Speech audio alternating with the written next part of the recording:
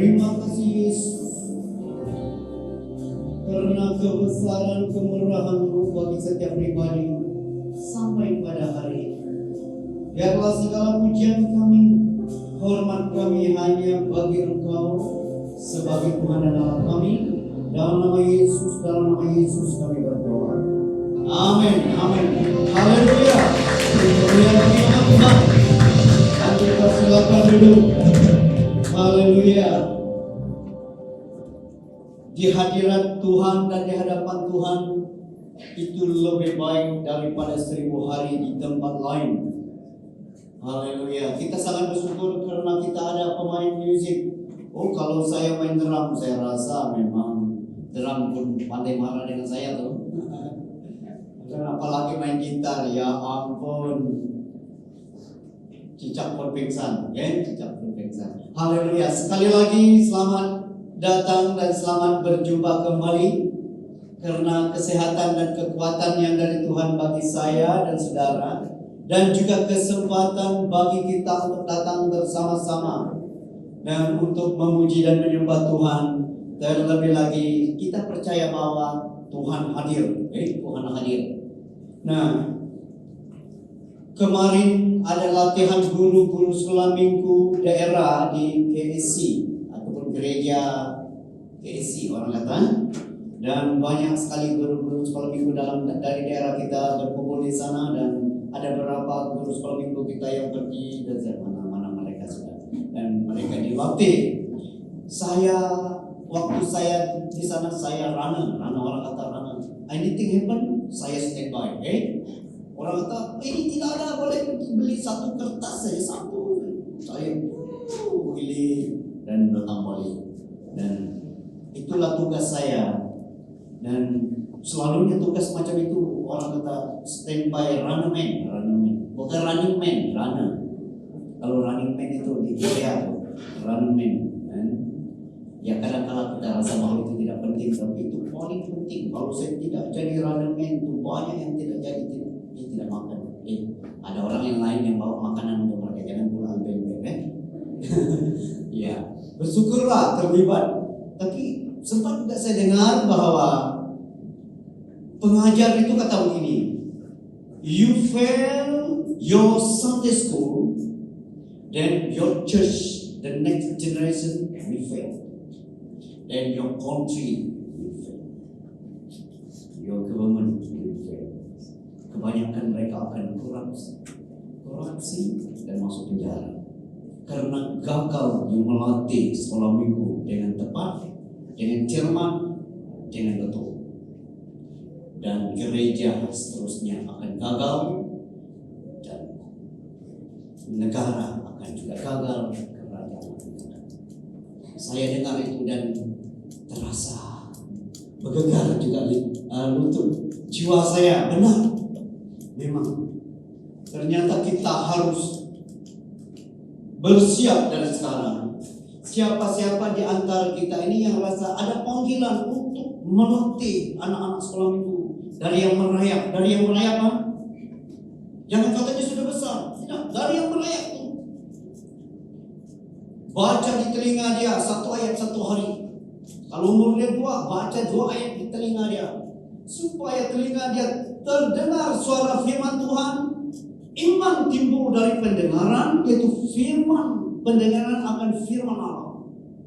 Imannya timbul dan jiwanya terlatih, dan akhirnya waktu dia meningkat membesar darjah 1 sampai darjah 6, kita latih mereka hafalan ayat dari firman Tuhan.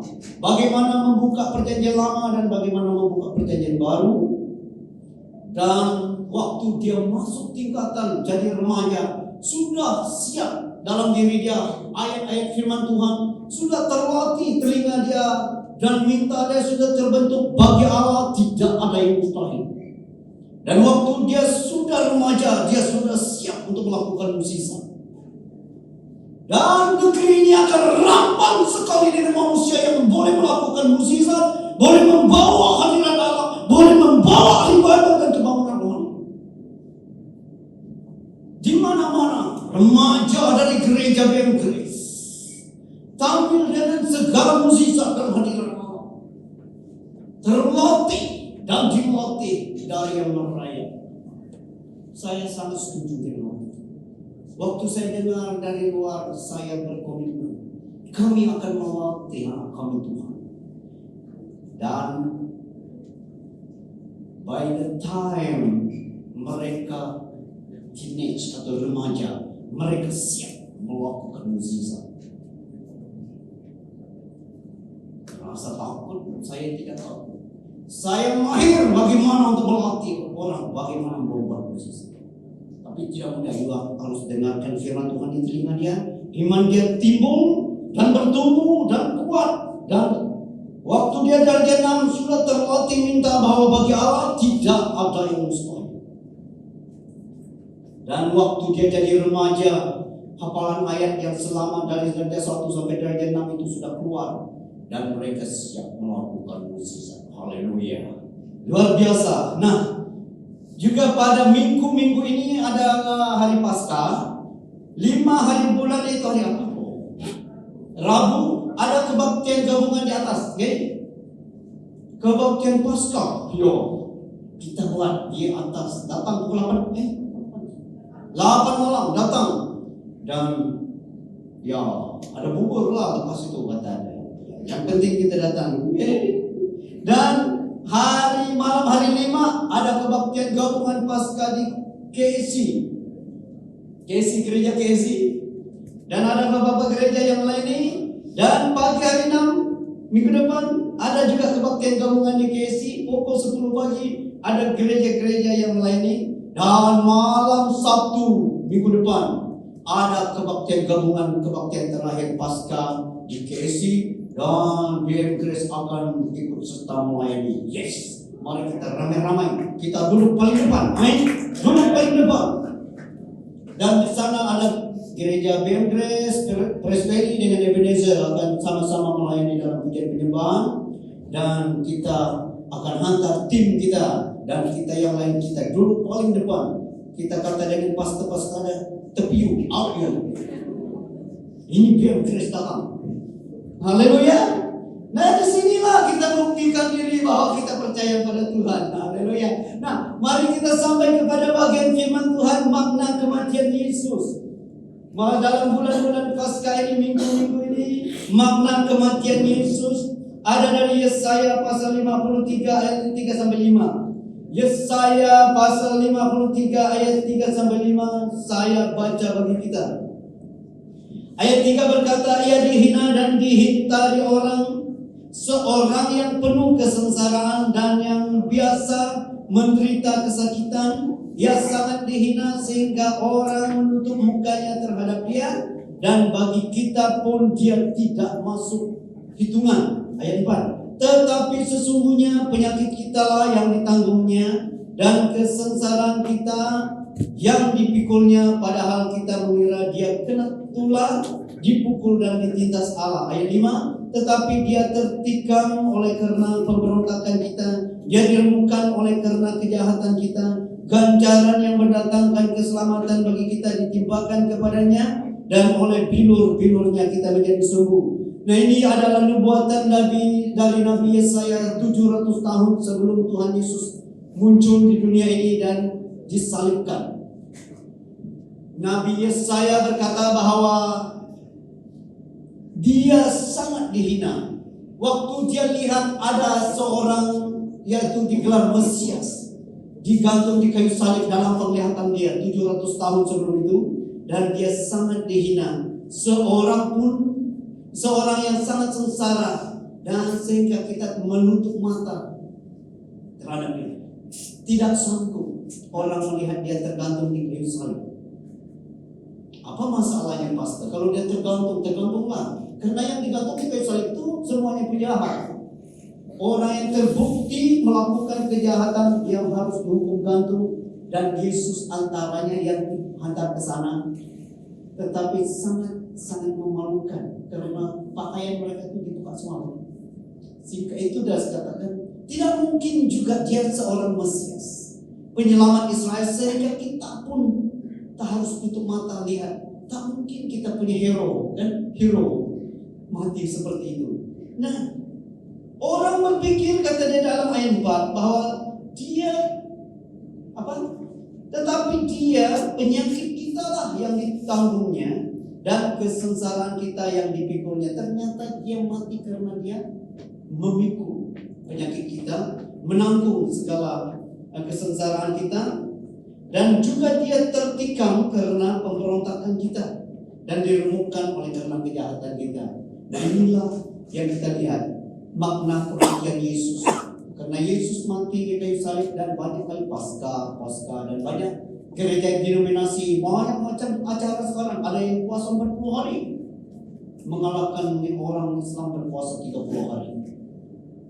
Karena pasca, macam-macam denominasi ada dia punya rule, ada dia punya timing, dan ada dia punya setting, dan macam-macam. Orang ingin merayakan, menunjukkan bahwa ini satu acara yang penting. Dan di Filipina, orang gantungkan diri mereka, menyalibkan diri. Kenapa mau menyalibkan diri? Ya, salibkanlah dirimu, kata firman Tuhan. Tapi bukan berarti harus salib di kayu itu. Dan yang kita lihat di sini bahwa maknanya bahwa Yesus mati bagi kita. Yang pertama, karena dia menanggung kesalahan kita. Yesus mati. Kematian Yesus pertama untuk menanggung kesalahan kita. Kita ini sudah bersalah. Kita ini sudah melanggar perintah Tuhan. Siapa yang melanggar perintah Tuhan? Mungkin ada yang berpikir di sini, saya tidak pernah bagus nih. Mami saya kata sejak saya lahir sudah bagus. Nangis betul merdu. Ada yang nangis begitu merdu? Siapa yang pernah ada anak? Roni, ada anak, tiga anak kemudian ada yang menangisnya merdu sekali. Yunis, tapi hari ini tidak nyanyi pun. Saya pun mau dengarkan macam itu.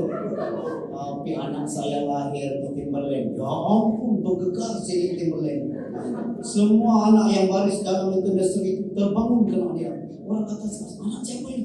Jangan itu anak sister sini, anak nursery itu jangan. Betul sekali ini. Rasa bergegar. Semua anak yang lain nangis.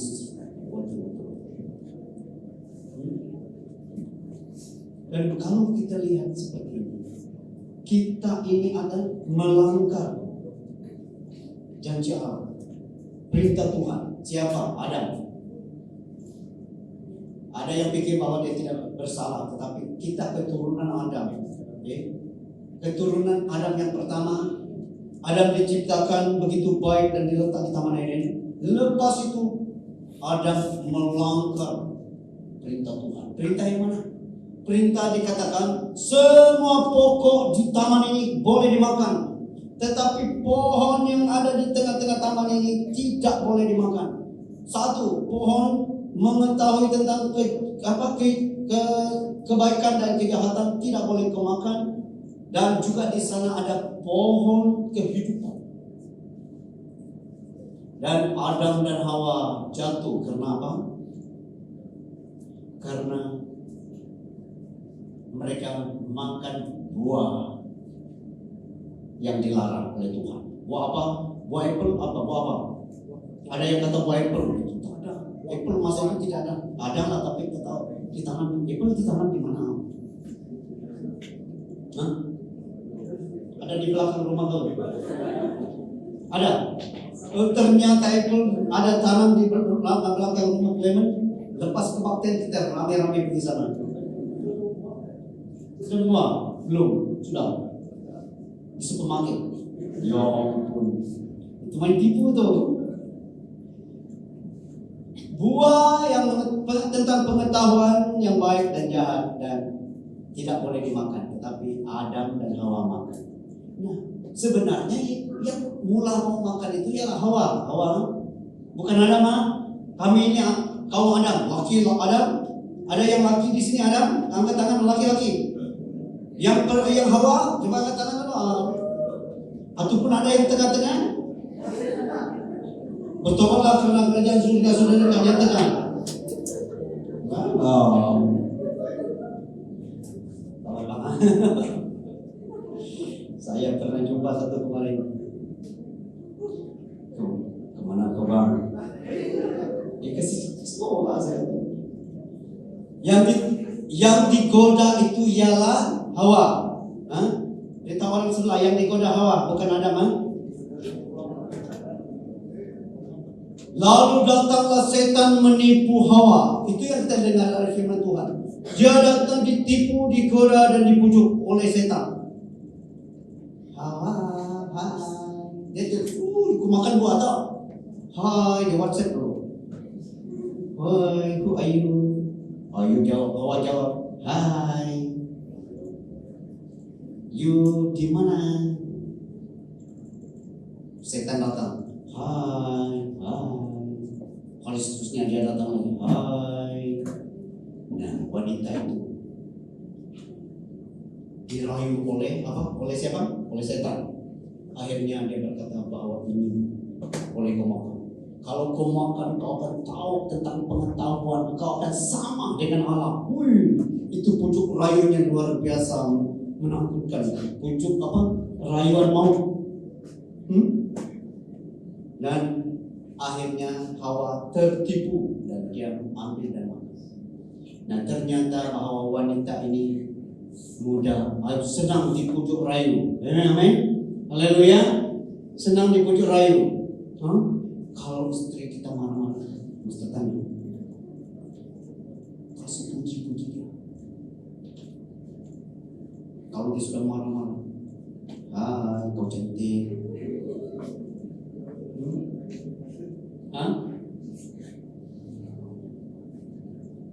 Ada siapa yang ada istri di sebelah dia sini? Ada yang jauh-jauh. Tidak apa. Kalau ada beritahu, hai kau cantik. Karena wanita itu mudah apa? Senang dipujuk. Saya kalau marah-marah tuh saya pandai. Oh, orang kata kau rajin. Rajin apa? Oh, marah-marah kan. Apa? Rajin, orang kata kau rajin apa? Rajin kemas rumah. Terus bangun dan terus kemas rumah tuh. Ustaz, ini teknik kita apa? Puji dia. Orang kata kau rajin, walaupun emosi mereka naik turun doang. Kalau yang sudah kawin tahu betul emosi naik turun. Kalau kamu yang belum, yang masih bujang itu, jangan pandai-pandai bujuk rayu. Tapi boleh untuk belajar dengan saya diam-diam. Pas itu apa lagi mereka kata? Kau rajin masak, terus bangun terus masak. Padahal kita sudah lapar. Kesadaran kita yang awal tuh. Walaupun sudah marah-marah, tetapi ya kalau saya Elvis memang sudah mahir tuh. Elvis sudah mahir sangat bagaimana untuk suruh istri kita masa awal. Ya ampun. Nah ternyata wanita itu mudah senang dipujuk. Wow. Nah inilah yang kita lihat bahwa Adam dan Hawa jatuh dalam dosa dan kematian Yesus yang pertama untuk menanggung kesengsaraan ataupun menanggung kesalahan kita, pelanggaran kita, supaya pelanggaran kita ini disingkirkan. Lalu akhirnya pelanggaran kita sudah dibersihkan dan kita benar di hadapan Tuhan. Haleluya. Beritahu orang sebelah kiri kanan, kau benar di hadapan Tuhan sekarang. Haleluya. Ada dia dengar kan? Karena waktu orang kata pasca bingung kita pikir telur yang dicat merah, hijau ada. Itu bukan pasca. Yang pasca berarti kesalahan kita sudah ditanggung oleh Tuhan dan sekarang kita benar di hadapan Tuhan. Ya. Walaupun orang tengok kita sebiji, tidak apa. Karena kita sudah benar di hadapan Tuhan. Nah itu yang kita melihat yang pertama. Dan yang kedua yaitu mendamaikan manusia dengan Allah. Yohanes 3 ayat 16. Ini ayat yang kita selalu dengar. Yohanes 3 ayat 16. Ada yang dapat hafal ayat ini? Ini ayat hafalan sekolah minggu. Ayo, siapa yang boleh guru sekolah minggu mana kau? Yohanes 3:16 apa?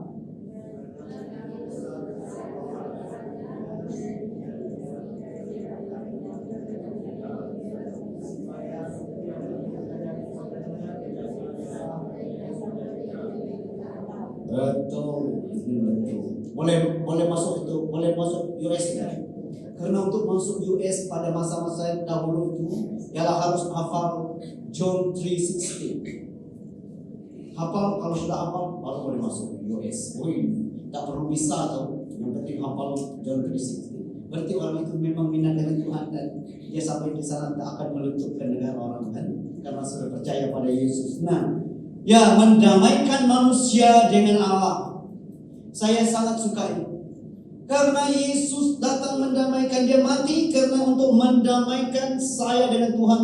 Waktu Adam dan Hawa jatuh dalam dosa, kita ini terpisah dari Tuhan dan menjadi musuh Tuhan.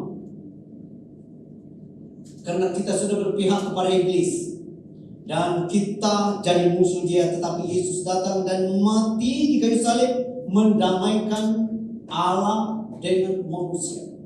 Sudah dia disalibkan, akhirnya dia berkata sudah selesai. Berarti saya dan saudara sudah damai, aman bersama Tuhan. Indah, aman, damai bersama Tuhan. Karena begini, karena kasih Allah itu besar, karena kasih Allah itu kekal, kasih Allah itu abadi. Banyak sekali kita tidak tahu bahwa kasih Tuhan itu kekal, abadi bagi pribadi kita. Kita selalu ingat kalau kita selalu buat baik, mungkin Tuhan mengasihi kita. Tetapi kalau kita rasa bahwa kita tidak cukup membuat baik dan kita rasa bahwa kasih Tuhan tidak cukup bagi kita, tidak kekal, dan itu salah. Sudah didamaikan di atas kayu salib dan sekarang kasih Allah memang sejak purbakala pun sesuai dengan ayat ini. Karena begitu besar kasih Allah akan dunia ini, akan saya dan saudara, sehingga ia menyerahkan anaknya yang tunggal supaya setiap orang yang percaya kepadanya tidak binasa melainkan beroleh hidup yang kekal. Nah, saya sangat suka dengan satu nyanyi yang sampai masa tuamu. Sampai masa tuamu. Betul kan Pak? Aku Yesus tetap dia. Boleh konsep juga kan? Dan sampai masa putih rambutmu, aku menggendong kamu. Aku telah melakukannya dan mau menanggung kamu terus. Saya sudah main hafal lagu, saya kadang lupa kadang hafal, tapi semalam saya sudah hafal. Aku mau memikul kamu dan menyelamatkanmu. Ya, ada yang rekam kan? Tada, ayah ruginya. Saya ulang lagi lah, kalau tidak rekam saya ulang. Itu, rekam dengan TikTok. Sampai masa tuamu, aku Yesus tetap dia. Dan sampai masa putih rambutmu, aku menggendong kamu. Macam itulah kami melatih diri kami untuk menyanyi bagi Tuhan pada purbakala. Sudahlah, jangan lagi lah. Sudahlah, cukup. Yang saya sangat suka bahwa saya selalu diperdamaikan dengan Tuhan. Haleluya. Indah sekali damai dengan Allah. Tahu? Indah sekali. Karena saya masih ingat waktu saya masih muda, antara orang-orang waktu selalu buat kacau di kampung, selalu buat kacau juga di dalam kebaktian, dan orang tidak suka dengan kita. Tetapi akhirnya saya sadar bahwa Yesus mati di atas kayu salib, diperdamaikan dengan Tuhan. Senang dan sejuk hati kita bahwa Tuhan juga mau kita. Dan akhirnya kita bertobatlah, karena sebelum kerajaan surga sudah dekat, kita bertobat dan kita ikut kebaktian dengan orang. Dan dengan dari rambut yang naik-naik seperti ini, akhirnya rambut pergi miring ke kanan. Ini kemana nih? Kanan ke kiri? Ke kanan. Tidak juga laku. Kita miring dia ke kiri, tidak juga laku. Kita naik dia lagi, makin tidak laku. Akhirnya dikasih kotak. Haleluya. Maka testinglah, kalau ke kiri, next week ke kanan, mana tahu ada rezeki dan kanan lagi, yes. Hati perempuan memang macam itu, mudah dipujuk.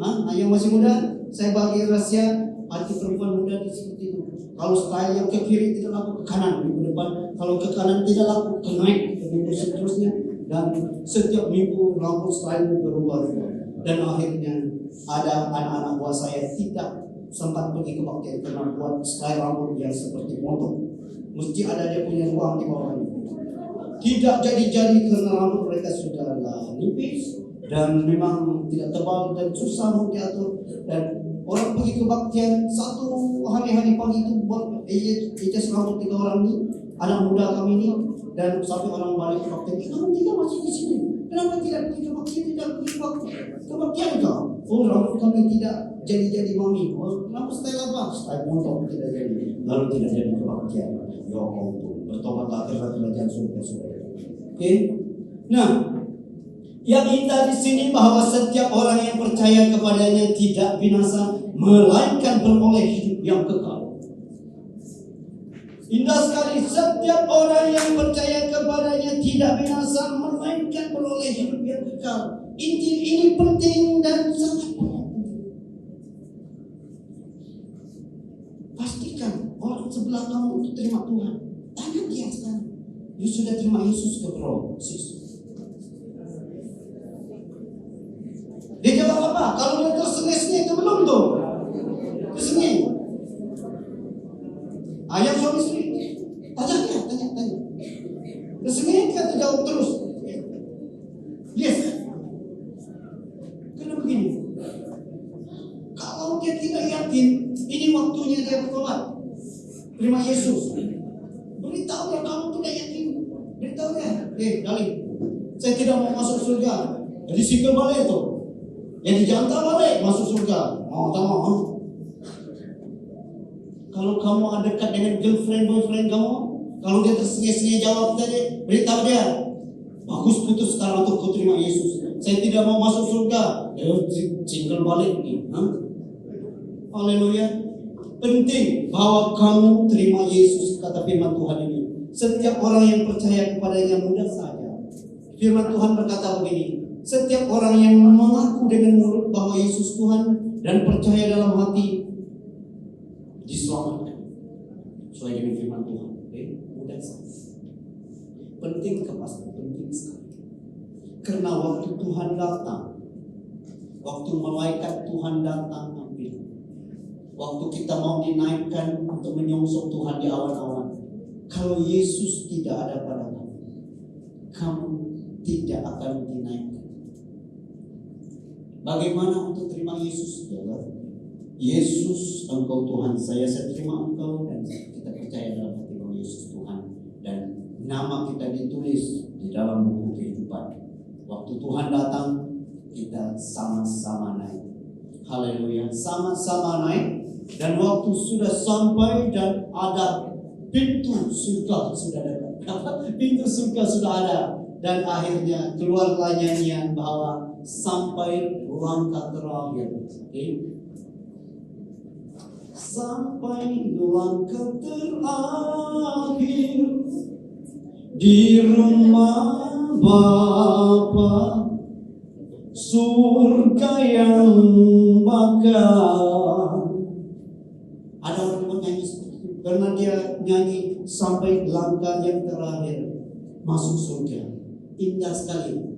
Sekali lagi saya mau beritahu, ada orang yang hampir mati di ICU. Ada yang pergi ICU dan meninggal, tetapi ada orang yang masuk ICU hampir mati dan mereka sudah lihat ada malaikat Tuhan datang. seterusnya mereka lihat sinar cahaya gerbang surga. Setiap orang yang melihat itu tidak mau balik lagi. Saya punya kakak sakit jantung dan bapak kali sudah tidak ada nafas, tetapi dibangunkan lagi ada nafas. Tidak ada nafas lagi. Tetapi anak dan suami dan anak-anak dia berdoa terus. Dan akhirnya waktu dia mau masuk pintu surga itu, dia kata, malaikat kata, tunggu dulu. Dia dengar suara dari belakang, mami.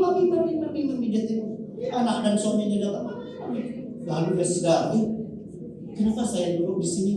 Ternyata dia sudah mati, tetapi hidup lagi. Dan dia kata, dia mulai sedih.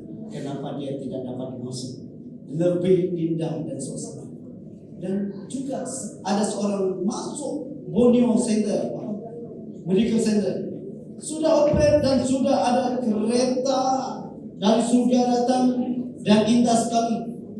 Dan dia sedih karena tidak dapat, karena anak dia dalam penglihatan itu. Dia kata, Daddy jangan dulu pergi. Dan dia sadar, ternyata dia masih berbaring di katil Borneo Medical Center. Dia sedih dan dia mulai nangis. Kenapa saya tidak dibenarkan masuk? Indah sekali kerajaan surga, indah sekali tempat. Jangan pikir dunia adalah tandingannya. Tidak ada tandingan langsung. Nah, biarlah setiap pribadi kita ada Yesus dalam diri kita, dan kita diselamatkan, dan kita akan sama-sama masuk surga. Amin. Haleluya. Nah, yang ketiga, untuk menyembuhkan kita, mari kita membaca dari 1 Petrus pasal 2 ayat 24. 1 Petrus pasal 2 ayat 24 berkata, Ia sendiri telah memikul dosa kita di dalam tubuhnya di kayu salib, supaya kita yang telah mati terhadap dosa hidup untuk kebenaran. Oleh bilur-bilurnya kamu telah sembuh. Tetapi oleh bilur-bilurnya kita menjadi sembuh. Tetapi sekarang Petrus berkata bahwa oleh bilur-bilurnya kamu telah sembuh. Oleh bilur-bilur Yesus di atas kayu salib, kamu disembuhkan, saya disembuhkan. Pertama dari penyakit, kedua dari kutuk keturunan. Yang masih lagi kutuk keturunan, saya kalau sebut tentang kutuk keturunan, rasa-rasa fobia juga. Apa yang kita mau? Kita mau apa? Saya mau lepas dari kutuk keturunan supaya anak-anak saya dan cucu saya tinggi lambai dan putih dan handsome dan cantik. Haleluya. Itu boleh diberi oleh surga. Asal usul kita seperti itu. Pandai sekolah, pandai matematik. Ada yang pandai matematik di sini? Pandai sejarah. Ada yang pandai sejarah? Tim pandai sejarah. You pandai sejarah? Oh, sama saya, kita sama-sama terpandai. Clement pandai. Oh, sama saja, ada kawan saya di sini. Haleluya. Saya ingat, kadang-kadang saya kecil hati sini, kecil hati dan rasa minder bahwa sejarah saya paling, kalau orang sebut sejarah itu, saya punya semangat, keberanian saja. Karena nyata-nyata bahwa di sana memang 9 kan. Itulah mau coba Ciboros macam mana sudah punya sejarah pada macam itu. Padahal saya tulis banyak tuh. Al-Bukhari. Melaka jatuh 19, berapa tuh 18, 11. Betul. Oh, dokter hadir tadi Perdana Menteri ini. Dan ternyata masih ada kawan saya, haleluya. Terima kasih Tuhan. Ada juga yang tidak pandai sejarah dan saya tidak apa. Dan kutuk keturunan. Nah, banyak sekali kita tidak sadar bahwa kutuk keturunan ini adalah satu masalah. Kita lihat bahwa orang tua kita ini seperti ini, dan bapak kita seperti itu, dan kita rasa sudahlah. Tetapi ternyata firman Tuhan berkata, karena Yesus mati di atas kayu salib, karena Paskah yang kita katakan bahwa kita disembuhkan. Bukan sakit penyakit, sakit perut, sakit kepala, sakit kanser, sakit itu ya penyakit fisikal tuh badan, tetapi juga penyakit mental, penyakit rohani, penyakit takut, penyakit tidak pandai. Dan biarlah kita disembuhkan bahwa keturunan kita, mulai pada hari ini kita dibebaskan, disembuhkan, supaya kemampuan kita berbuat bisnis, berdagang luar biasa tajam, luar biasa tepat, dan akhirnya kita jadi toke. Amin. Haleluya. Beritahu orang sebelah, kau boleh jadi toke dan toke dino. Sesuai dengan firman Tuhan, bukan saya. Kalau suruh saya bisnis, ya ampun. Bisnis apa? Bisnis style rambut. Berbaris orang. Dari Matang sampai ke Maleha, berbaris untuk tunggu kau buat rambut dia straight. Rambut apa? Rambut melawan langit. Tahu? Rambut melawan langit. Melawan langit langit. Macam-macam bisnis. Bisnis apa? Mikolog. Oh, ada orang yang bisnis mikolog. Kalau tidak laku-laku, datang jumpa pastor-pastor. Boleh doa mikolog, sekadar mikolog supaya laku. Oh, satu kali doa orang berbaris dari waterfront sampai ke Matang. Besok yang ke Kenio kau. Ataupun ada orang sudah mati kelaparan kemudian di tengah jalan untuk berbaris dengan mikolog itu. Terlaluan juga kan? Haleluya, bagi-bagi lah dari kutuk keturunan. Nah, kutuk diri sendiri. Nah, tadi kutuk keturunan apapun yang kita risau dalam hidup kita, yang menjadi tren dalam keluarga kita yang menakutkan, itu diputuskan, disembuhkan oleh Tuhan di atas dosa. Haleluya. Dan hari ini kau tidak perlu gentar dengan apapun. Saya masih ingat orang tua dan mak bapak kami, bapak saya cerita, Datuk kami dulu dia meninggal 50 tahun. Bapak saya, Datuk kamu, tunjuk saya, meninggal 50 tahun. Saya sudah mau 50 tahun, saya sudah siap-siap. Ini pokok pisang saya, ini buah rambutan saya. Kalau saya meninggal, you ingat semua ini. You sampai alih berkuasa. Kalau sudah berbuah, ibadat dan bingung juga. Tetapi sudah ada kebangunan rohani, sudah ada doa yang doa menghiris badai, bukan doa memintakan gunung, menghiris badai, melepaskan, memutuskan segala sesuatu. Dan bapak saya limpas 50 tahun, limpas 60 tahun, limpas 70 tahun, limpas 80 tahun. Ekstra bonus tahun yang 30 tahun. Bayangkan. Haleluya, tepuk tangan loh. Abang saya sudah 70 lebih tahun. Saya sudah 54 tahun. Yes, saya boleh bangun pagi dengan tenang. Saya boleh pergi tidur malam dengan begitu tenang bahwa Tuhan bersama saya. Tuhan mati di atas kayu salib, segala penyakit disembuhkan. Kutuk menakutkan. Haleluya. Haleluya. Satu kutuk yang kita mau ubah sekarang yang kutuk kemiskinan. Amin. Biarlah miskin itu diputuskan, disembuhkan. Kalau kemiskinan disembuhkan, kelimpahan yang datang. Amin. Haleluya. Di dalam Tuhan sebenarnya kita kelimpahan. Tetapi kadang-kadang iblis menipu kita seperti menipu Hawa. Nah, dalam kutuk diri sendiri. Ada orang mengutuk diri sendiri itu. Saya tidak mampu. Ada orang sebut macam itu di sini. Saya tidak mampu. Tidak boleh.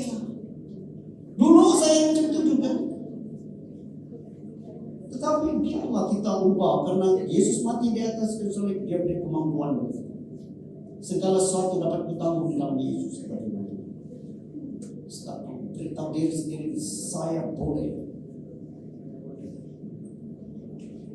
Beritahu orang sebelah kanan macam takut mereka, kau boleh.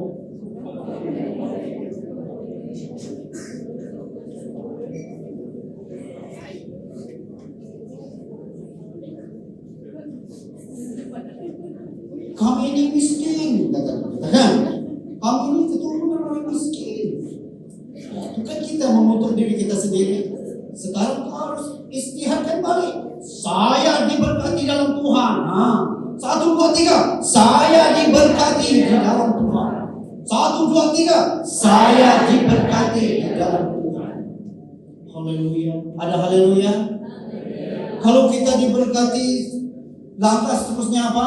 Menjadi berkat bagi orang lain, bukan family kan? Orang lain. Ada kau dengar orang sebut macam itu sebelah kau? Beritahu dia, bro, sis, lepas kebaktian tadi kau mau berkati orang lain itu ada kan sih sama. Ya, itulah jalan yang paling tepat untuk diberkati. Kau memberkati orang lain supaya kau lebih diberkati. Dan itulah prinsip BM Grace sekarang. You memberkati orang lain dan engkau akan diberkati. Haleluya, haleluya, haleluya. Nah, mari kita berdiri bersama-sama. Saya mau berdoa bagi kita.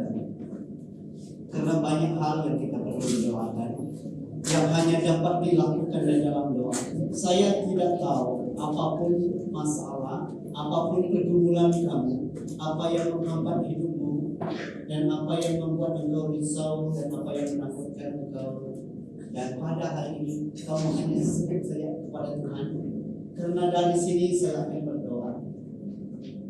Sementara barisan pujian penyembahan ini akan menyanyikan, ada satu bagian nyanyian itu, haleluya tadi. Sementara mereka menyanyikan haleluya tadi, saya percaya begini, hadirat Tuhan datang, Allah bersemayam bertakhta di atas pujian umatnya. Waktu Allah bertakhta bersemayam, inilah mukjizat terjadi. Sekali lagi, waktu Allah bertakhta bersemayam, semua mukjizat terjadi di dalam Alkitab yang akan terjadi. Di Laut Merah Allah hadir di tengah-tengah orang Israel dan laut itu terbelah dua. Di tembok Yeriko Allah sudah hadir dan tembok itu runtuh. Dan tembok Yeriko yang paling menakutkan para pahlawan, para musuh hancur dalam 2-3 saat. Dan pahlawan Israel terus maju dan ambil kota. Haleluya. Waktu Allah hadir, 5 roti 2 ikan diberkati. Dan saya juga percaya hidupmu akan seperti itu pada hari ini. Waktu penyembahan dinaikkan, engkau serahkan kepada Tuhan apa ketakutanmu, kekhawatiranmu, apa yang mengganggu engkau, apa yang menghambat hidupmu, dan apa yang merisaukan engkau, serahkan kepada Tuhan sendiri. Karena hadirat Tuhan sudah hadir. Terima kasih Tuhan.